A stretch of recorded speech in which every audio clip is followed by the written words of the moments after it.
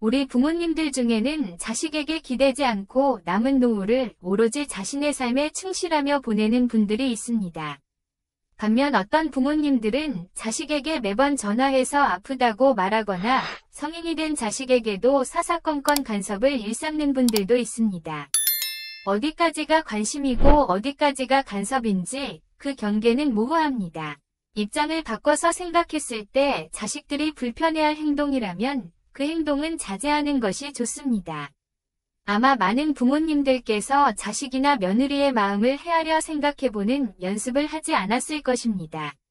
이는 자식과 며느리도 마찬가지입니다. 서로의 입장에서 한 번씩 생각하는 습관을 가진다면 나이가 들어서도 좋은 부모-자식 관계를 유지할 수 있고 자식 부부와도 큰 문제 없이 평안한 노후를 보낼 수 있을 것입니다.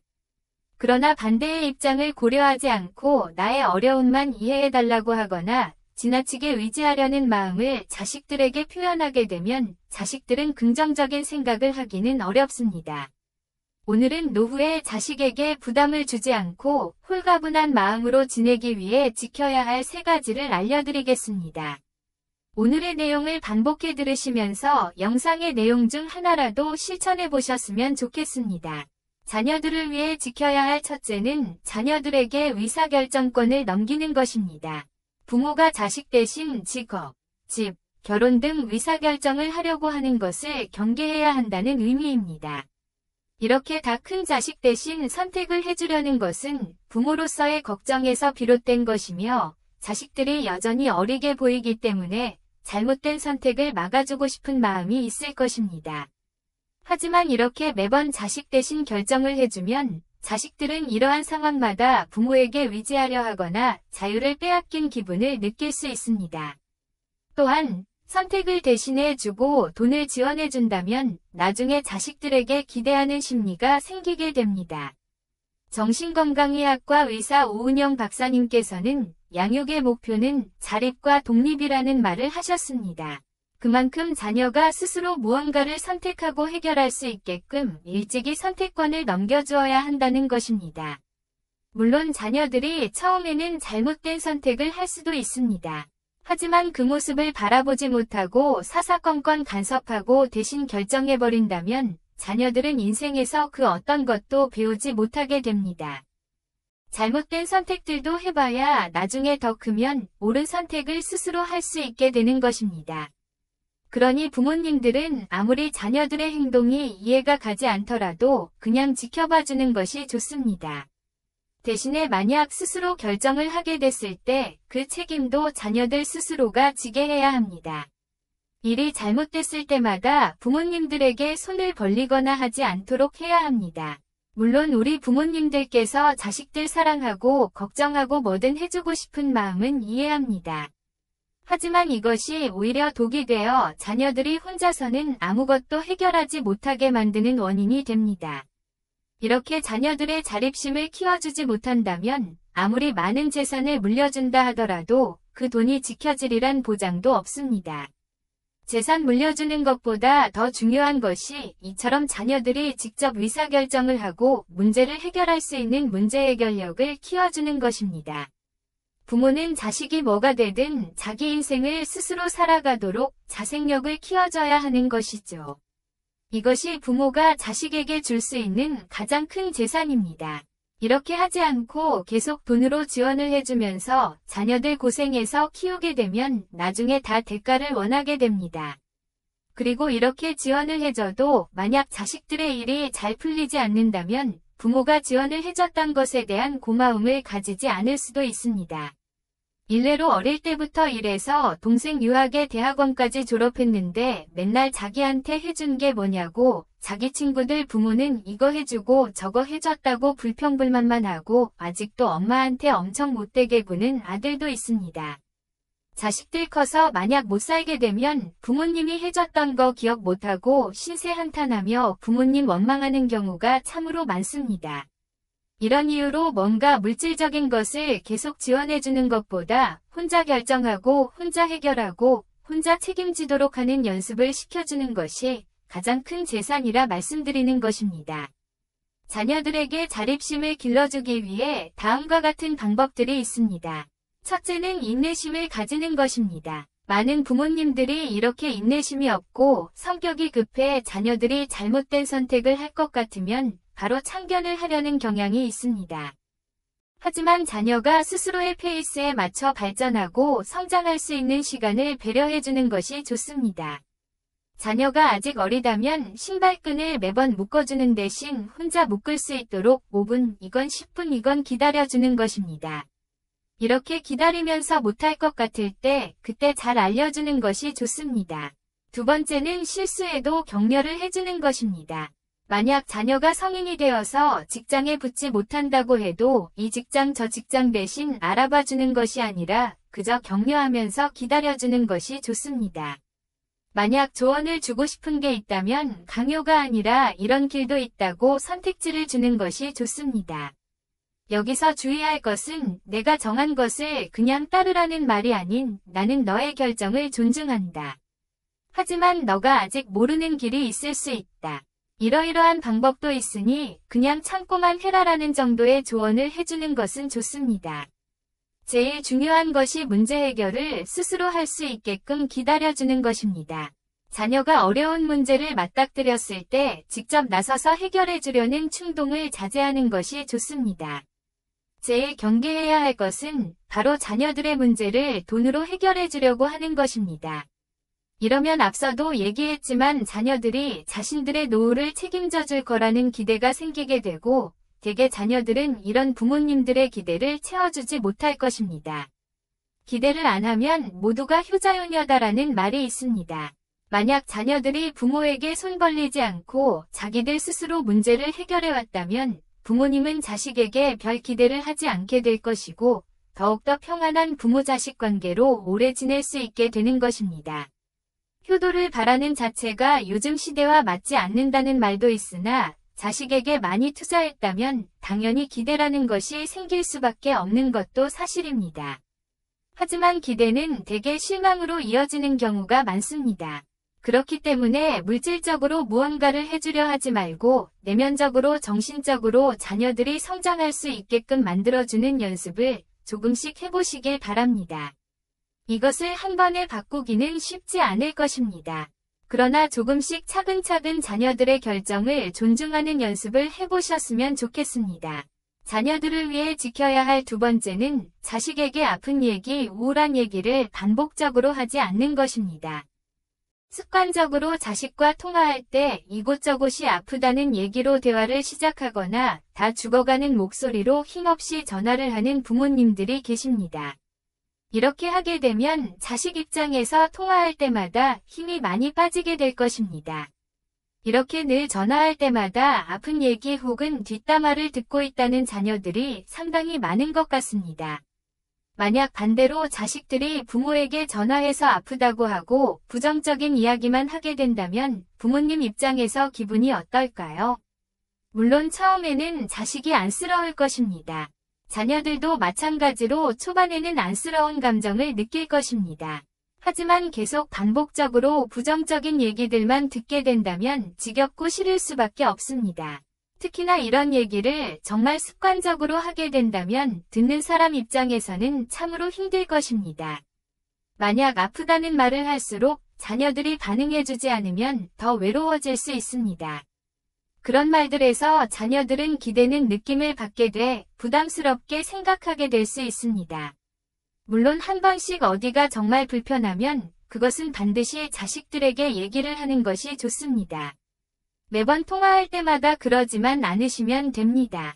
자식들도 마찬가지로 일에 치이며 가정에 치이며 평소에도 힘든 삶을 살고 있을 것입니다.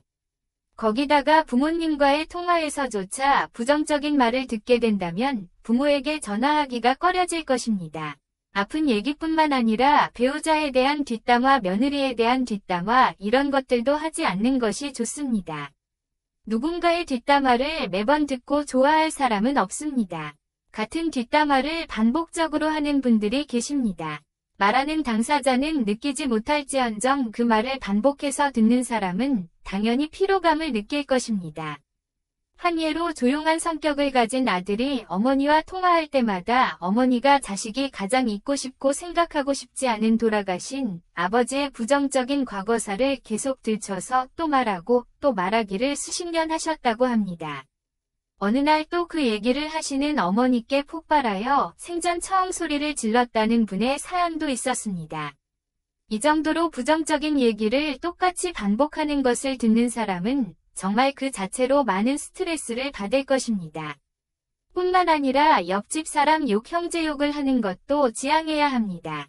남 욕하는 것을 듣는 걸 좋아하는 사람은 없다는 사실을 잊지 마시길 바랍니다. 당연히 부모가 씩씩하게 전화를 받아주면 자식들은 더 좋아할 것입니다. 그런 씩씩한 기운을 자식들에게 전해주는 부모님이 되고 싶지 않으신가요? 자식들에게 큰 힘이 될 것입니다. 또 하나 조심해야 할 부분은 자녀가 말이 다 끝나기도 전에 먼저 툭 전화를 끊어버리는 것입니다. 의도하지는 않았을지언정 그런 것에 자녀들의 기분이 상하게 되는 경우가 종종 있습니다. 얘기를 하고 있는데 전화를 툭 끊어버리는 것은 대화 중간에 말을 자르는 것과 같은 것입니다. 그럼 우리 부모님들 힘든 거, 외로운 거 어디다 얘기하는 게 좋을까요? 하고 생각하실 수도 있습니다. 내 자식들 지겨워하는데 항상 긍정적인 이야기만 하면 전화 끊고 나서 힘들다는 부모님도 계십니다.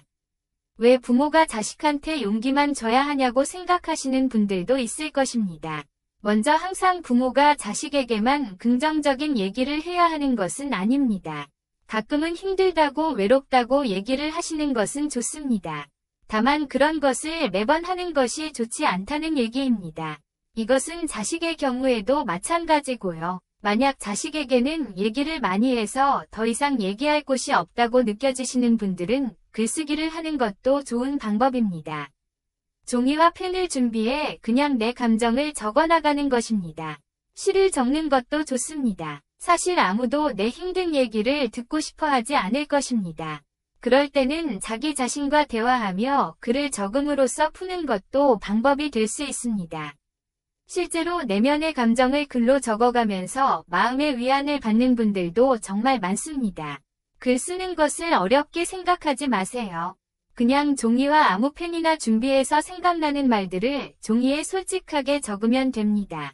아무한테 보여주지 않아도 되니 정말 솔직한 감정을 글로 내뱉으면 좋습니다. 시를 써도 그림을 그려도 괜찮습니다. 처음 해보는 것이 어렵지 만약 익숙해지면 내면에 정말 좋은 영향을 끼칠 수 있습니다.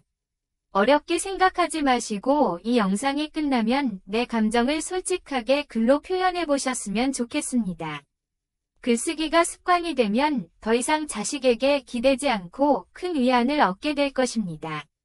글쓰기가 어려우신 분들은 유튜브에 감정 글쓰기라고 검색 후 하나씩 따라 해보시는 것도 좋습니다. 자식들에게 지켜야 할 세 번째는 자식 혹은 자식 부부와 거리를 두는 것입니다. 이와 관련하여 법륜 스님은 다음과 같이 말했습니다. 자식에게 선을 넘지 마세요. 반대로 자식들도 부모 집에 와서 참견해선 안 되고 부모 재산이 자신들의 재산인 양부모들의 노후는 생각지도 않고 일찌감치 챙겨보려는 마음 먹지 마세요. 그냥 결혼했으면 서로 다른 가정입니다. 단호하게 선을 그으세요. 이렇듯 선을 지키게 되면 불편할 일도 없고 맘 상할 일도 없다고 합니다. 어떤 시어머니는 며느리가 통화한 지 일주일 만에 전화했는데 그것을 가지고 손가락 부러진 줄 알았다며 조롱 섞인 말을 했다고 합니다. 절대 이러지는 말아야 합니다. 이런 것들이 선을 넘는 행동에 속합니다. 앞서 말했듯 자식 혹은 며느리가 전화를 자주 할 거라는 그런 기대를 하지 말아야 합니다. 그저 부모한테 손 벌리지 않으면 그것 자체로 효자로 생각하는 것이 현명합니다. 애지중지 키운 자식도 결혼해서 가정을 꾸리면 남으로 생각하시는 것이 좋습니다.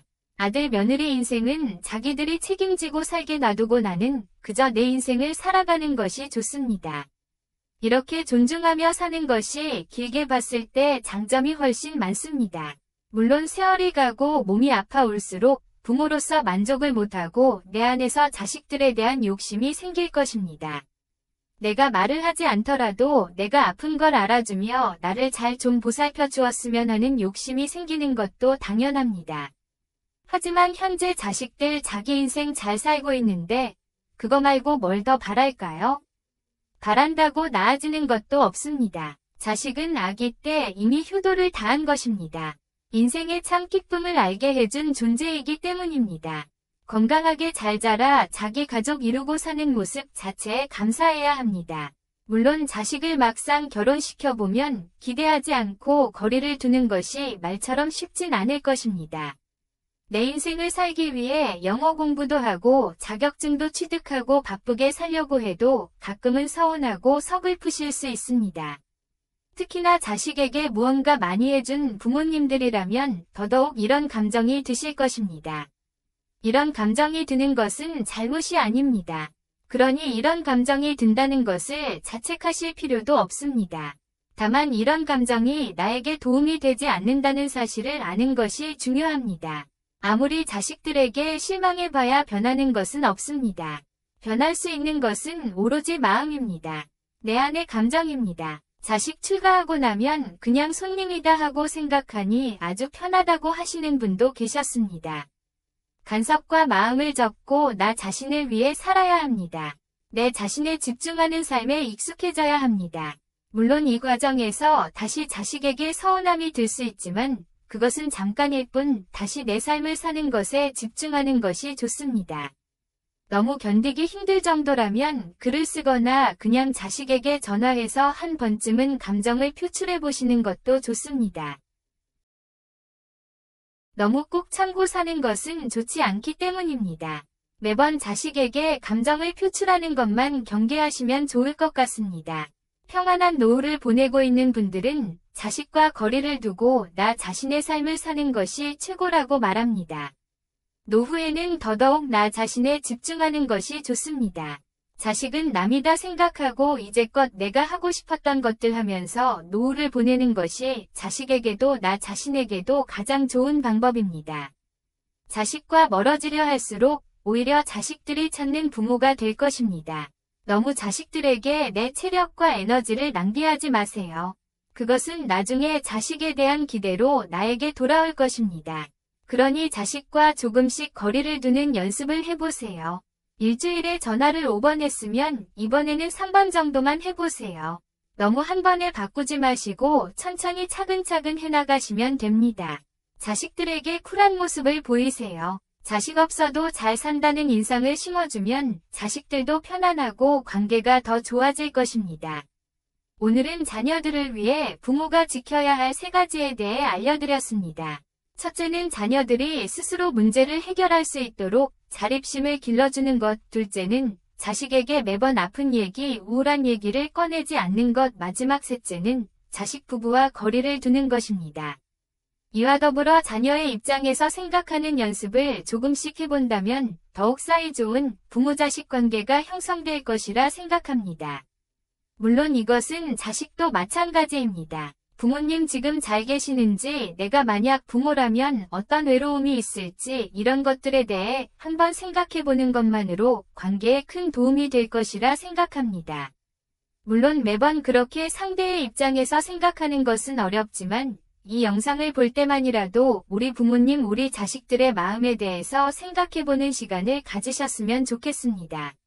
세상에 완벽한 부모도 완벽한 자식도 없습니다. 누군가는 10개 중에 한두 가지 정도만 잘못해도 나쁜 부모, 나쁜 자식이라고 욕할 것입니다. 하지만 이를 반대로 해석하면 무려 8, 9가지를 잘하는 좋은 부모입니다. 여러분들은 정말 잘하고 계신 것입니다. 그렇지 않았다고 해도 앞으로 좋은 부모, 좋은 자식이 되실 분들입니다. 만약 잘못한 것이 있더라도 자책하지 마세요. 지금부터 아주 천천히 바꿔 나가시면 됩니다. 하지만 실천하지 않으면 바뀌지 않을 것입니다. 오늘 말씀드린 내용 중 하나만이라도 꼭 실천하셨으면 좋겠습니다.